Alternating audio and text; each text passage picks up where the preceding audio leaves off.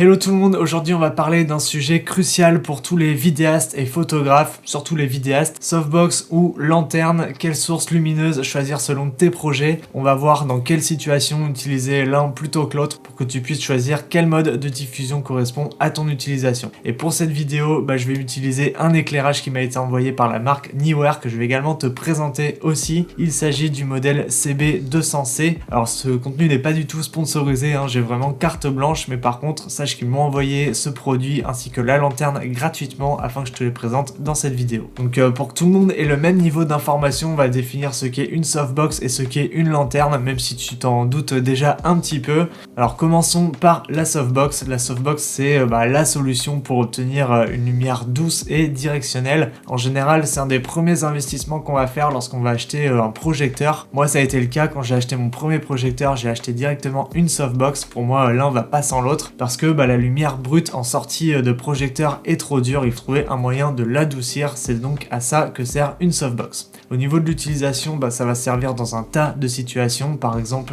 ça va être parfait pour des interviews, aussi pour des plans fixes ou même toute autre situation où tu as besoin de contrôler précisément la direction de la lumière. Alors il peut y avoir différentes formes de softbox, il y en a des octogonales, des rectangulaires ou encore des paraboliques comme celle-ci. Et une chose à savoir, et c'est un petit peu ce qui va définir ton choix de softbox, c'est sa taille. Alors il existe plusieurs tailles différentes, mais ça c'est un sujet que j'ai déjà abordé dans cette vidéo si jamais tu veux aller la voir. Et si tu veux, tu peux également rajouter une grille ou bien un nid d'abeilles. De cette manière, la lumière va moins se disperser et sera encore plus douce. Ici, par exemple, je suis en configuration d'interview. J'utilise l'éclairage CB200C en face cam. Cet éclairage, je l'ai réglé à 5600 Kelvin et l'intensité est à 9%. Et au niveau de la diffusion, j'utilise la softbox parabolique de Nanlite, softbox de 90 cm et j'ai installé le nid d'abeilles. De l'autre côté, on a la lanterne. Donc c'est exactement le même plan, sauf que j'ai changé le mode de diffusion et contrairement à la softbox où la direction de la lumière va être contrôlée directement sur le sujet, la lanterne quant à elle, elle va diffuser la lumière à 360 degrés. Donc elle va être idéale pour des projets où tu as besoin d'un éclairage ambiant et assez uniforme sur l'ensemble de ta scène, comme des scènes de groupe, des plateaux de tournage ou bien des espaces un petit peu plus exigus où tu as besoin vraiment d'une grosse source de lumière. Alors on peut aussi très largement utiliser la lanterne en face cam, comme sur cet exemple justement, là j'ai la lanterne qui m'éclaire en face cam, mais la manière la plus courante d'utiliser des lanternes, c'est en top shot pour avoir une diffusion homogène de la lumière sur tout l'ensemble de la pièce, là où la softbox va éclairer seulement une petite partie de la pièce. Alors pour parler de l'éclairage un petit peu, l'avantage de ce projecteur, c'est que je vais bénéficier d'une puissance de 200 watts, donc c'est parfait dans la plupart des situations, que ce soit avec une softbox parabolique, mais aussi avec la lanterne, parce que là, je le rappelle, je suis réglé à seulement 35% d'intensité. En plus de ça, je peux bien sûr régler ma température de couleur, je peux aller de 2500 à 7500 Kelvin,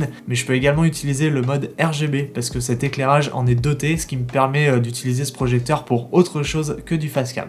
Et c'est là où la combinaison entre ce projecteur et la lanterne fait pour moi tout son sens, c'est qu'on peut très facilement créer des ambiances colorées avec un projecteur relativement puissant et une seule source de diffusion. Alors pourquoi je dis relativement puissant? Parce que comme sur tous les éclairages multicolores, le mode RGB est toujours moins puissant au niveau de l'intensité. Là où on va avoir une puissance de 23 000 lux à 1 mètre en mode CCT à 100%, et bien en mode RGB en revanche on perd énormément au niveau de l'intensité. J'ai pas les chiffres exacts, mais à même niveau d'intensité, je perds environ 2 diaph par rapport à l'exposition, ce qui est vraiment énorme. Après, le mode RGB pour moi il est fait pour apporter une ambiance à la scène, il n'est pas réellement fait pour de l'éclairage principal. Du coup, il va falloir utiliser d'autres sources de lumière afin d'apporter de l'équilibre à notre scène. Après c'est comme tout, tout dépend de tes intentions et de ce que tu comptes faire, du mood que tu veux faire sur ta scène. Par exemple là j'ai seulement le projecteur de Neewer et la lanterne, je trouve que ça fonctionne plutôt pas mal pour une ambiance un peu colorée et un peu dramatique, mais généralement moi je vais utiliser ce combo pour éclairer des scènes qui ont besoin d'un apport de lumière assez homogène sur une grande partie du cadre, que ce soit en mode CCT ou bien en mode RGB. Alors maintenant qu'on a vu à quoi sert une softbox et une lanterne, on va se pencher un petit peu sur les avantages et les inconvénients de chacun. Forcément c'est pas tout rose de chaque côté. Pour ce qui est de la softbox, l'avantage c'est qu'on va pouvoir diriger la lumière sur une zone précise. Par exemple pour du portrait ou bien de l'interview, c'est en général le mode de diffusion qu'on va choisir parce que on va avoir un meilleur contrôle sur la direction de la lumière. Pour une interview par exemple, ce qu'on cherche souvent à faire, c'est éclairer un sujet ou une partie du visage de notre sujet sans que la lumière soit projetée sur l'arrière-plan. Ici par exemple, tu vois que j'ai mon sujet qui est éclairé mais que l'arrière-plan ne l'est pas du tout, ou alors beaucoup moins que si c'était la lanterne qui venait éclairer, parce que elle, vu qu'elle diffuse à 360 degrés, soirée, la lumière va rebondir sur les murs de la pièce et par conséquent éclairer l'ensemble de ma scène. Un autre avantage de la softbox, c'est qu'on va pouvoir venir installer un nid d'abeilles pour un meilleur contrôle, chose qui n'est pas possible avec la lanterne.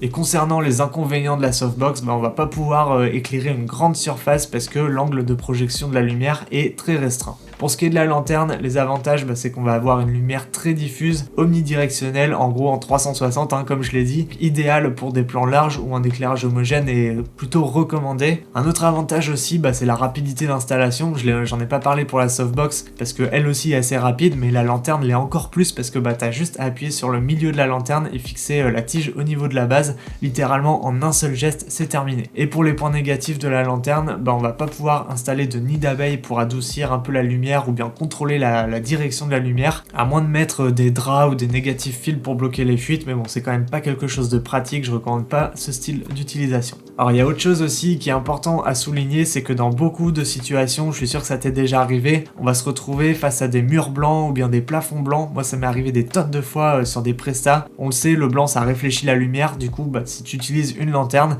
ça va avoir pour effet d'augmenter l'intensité générale de ta scène parce que la lumière va rebondir dessus et par conséquent rebondir sur ton sujet, tandis que le fait de mettre une softbox, ça va diriger directement la lumière sur ton sujet ou sur la partie que tu souhaites mettre en avant. Et je pense aussi que c'est pour ça que les tours de la softbox sont noirs, c'est pour éviter justement ces rebonds de lumière indésirables. Mais par contre, là où la combinaison lanterne plus CB200C peut être un avantage, c'est qu'on va pouvoir utiliser le mode RGB et diffuser une couleur de manière homogène sur l'ensemble de la pièce, surtout avec des murs blancs, et là on obtient des looks vraiment très intéressants, impossible quasiment à avoir avec une softbox ou alors des tubes LED classiques. Donc du coup, pour plonger un petit peu plus dans les specs de cette lumière, je t'ai dit qu'on était sur un projecteur de 200 watts. Alors il est assez fat quand même, je trouve, parce qu'il mesure 34,5 cm de long sur 16 cm de diamètre.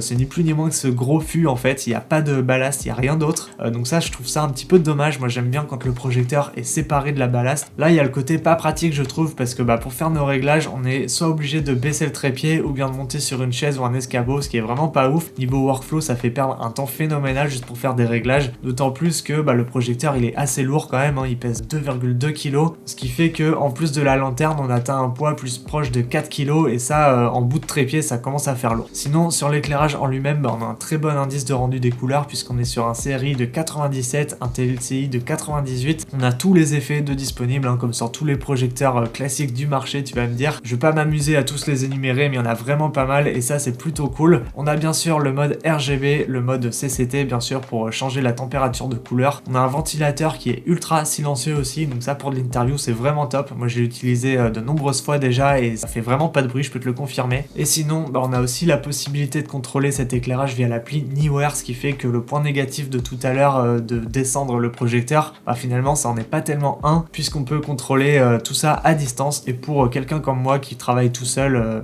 c'est vraiment intéressant en fait parce que ça me permet de rester focus sur mon cadrage derrière ma caméra et d'être concentré sur mon exposition pendant que je modifie mon éclairage à distance. Et selon moi, le seul gros point noir de cet éclairage, c'est que Neewer ne fournit pas de sac de transport. Le projecteur, lui, il est livré dans son carton et c'est tout. En fait, si jamais tu veux le transporter, il va falloir prendre carrément le carton en lui-même avec la mousse de protection. Alors certes, ça le protège, ok, mais je trouve pas ça très pratique parce que en cas de pluie, le carton sera trempé et là tu pourras rien faire. Du coup, moi, ce que j'ai fait, c'est que j'ai pris le sac de transport de ma Forza 300B Mark II, mais si t'en as pas, ça va être carrément problématique en fait pour transporter cette lumière. Sinon, physiquement, on a l'emplacement Spigo, bien sûr. On a un emplacement pour insérer un parapluie juste ici, pas mal de grilles d'aération dessus et dessous. Niveau accessoires, on a un bol réflecteur de livret avec, ainsi qu'une chaussette de diffusion, le capot de protection et le câble d'alim qui mesure environ 3 mètres. Donc un conseil, il vaut mieux prévoir une rallonge aussi parce que le projecteur il va plus souvent être placé en hauteur. Du coup, pour faire du câble management assez propre et éviter de tirer trop sur le câble, je te conseille de faire suivre le câble d'alim à ton trépied et ensuite tu mets une rallonge pour aller au secteur. Et malgré ces quelques petits défauts, moi cet éclairage je l'aime beaucoup, je l'utilise énormément, c'est devenu mon éclairage principal maintenant. On peut aussi bien éclairer une interview en utilisant une softbox classique comme je t'ai expliqué dans cette vidéo, mais on a aussi la possibilité de balancer du RGB avec une grande homogénéité grâce à la lanterne, chose qui est impossible ou alors plus compliquée à obtenir avec d'autres types d'éclairage type pavotube comme j'ai ici derrière moi. Ce qui me permet de revenir au sujet principal de la vidéo, du coup comment choisir entre les les deux, softbox ou lanterne. Moi je dirais que le choix il dépend de ton projet. Si jamais tu filmes des interviews, des portraits, des plans serrés, des scènes où tu as besoin de diriger la lumière de manière précise, je dirais que la softbox elle va correspondre à 99% du temps. Ça va être parfait pour modeler la lumière sur ton sujet. Et à l'inverse, si jamais tu filmes une scène de groupe, un plan large et que tu veux une lumière vraiment homogène, ou alors que tu es en top shot aussi et que tu veux une lumière qui éclaire une grande partie de la pièce, bah dans ce cas-là, ce sera plutôt la lanterne qui sera un meilleur choix. Mais si jamais tu devais en choisir une, bah concentre-toi sur vraiment tes besoins. Personnellement, moi j'utilise souvent la softbox comme key light, mais du coup pour mes vidéos YouTube, bah, je me mets de plus en plus à utiliser la lanterne pour changer de look. En fait, ça dépend vraiment de mon humeur. Comme tu l'as vu, les deux ont un look totalement différent. Rien ne m'empêche d'utiliser la softbox en key light et de mettre une lanterne aussi pour rehausser une partie qui manque un peu d'intensité. Ça après, c'est vraiment libre à chacun, hein. Tout dépend de la direction de lumière que tu envisages. Au niveau du prix, bah alors ça va dépendre forcément de la taille du mode de diffusion. Ce qui est plus grand et plus cher forcément. Là ici, la softbox Nanlite de 90 cm est à 173 € et 42,90 € pour le nid d'abeille. Donc ça fait un total de quasiment 215 € et ça peut monter facilement jusqu'à 300 € selon les marques et les tailles. Tandis que la lanterne en général est un petit peu moins chère. Par exemple là, le modèle que j'ai ici de chez Neewer, le 90 cm est à 165 € et le même modèle en 50 cm est à 125 €. Après pareil, hein, selon les modèles et les marques, le prix peut varier, mais voilà, je trouve que c'est vraiment un complément intéressant à la softbox. Ils n'ont pas du tout la même fonction, c'est pour ça que c'est pratique d'avoir les deux parce que ça va te permettre d'être beaucoup plus polyvalent au niveau de ta direction lumière. Quant au projecteur CB200C de Neewer, on le retrouve au prix de 459 €. Alors c'est dans la moyenne des projecteurs de cette puissance, sachant que là on a un mode RGB, la possibilité de le piloter à distance, de nombreux modes de dispo ainsi qu'une puissance de 200 watts. Pour ce qui est de la diffusion, moi si je devais choisir entre les deux pour un premier investissement, je partirais quand même sur la softbox parce que c'est ce qui est le plus couramment utilisé. Mais si jamais t'en as déjà une, franchement moi je te recommande quand même de prendre une lanterne parce que ça t'offre beaucoup plus de possibilités. En plus de ça, elles sont quasiment toutes en monture Bowens, donc ça c'est la monture standard en fait. Niveau compatibilité, c'est le top parce que tous les projecteurs aussi sont en monture Bowens. En tout cas la plupart des projecteurs du marché le sont. Voilà, n'hésite pas à me dire ce que toi tu utilises et dans quel type de tournage surtout, ça m'intéresse de savoir. Quoi qu'il en soit, je te laisse quelques liens dans la description si jamais tu veux comparer tous ces modes de diffusion, les tailles, les prix, tout ça par toi-même. N'oublie pas le code créateur Nico sur la boutique IPLN et moi je te donne rendez-vous tout de suite dans cette nouvelle vidéo là où je te parle d'éclairage également. Allez, à toutes.